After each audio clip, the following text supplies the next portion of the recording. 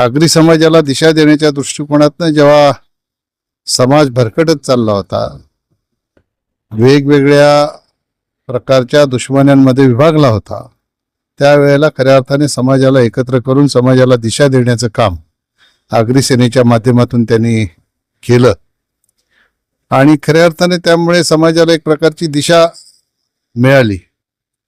आणि म्हणून समाजामध्ये आगरी सेनेच्या बद्दल असेल, राजाराम साळवींच्या बद्दल असेल, एक आस्था होती.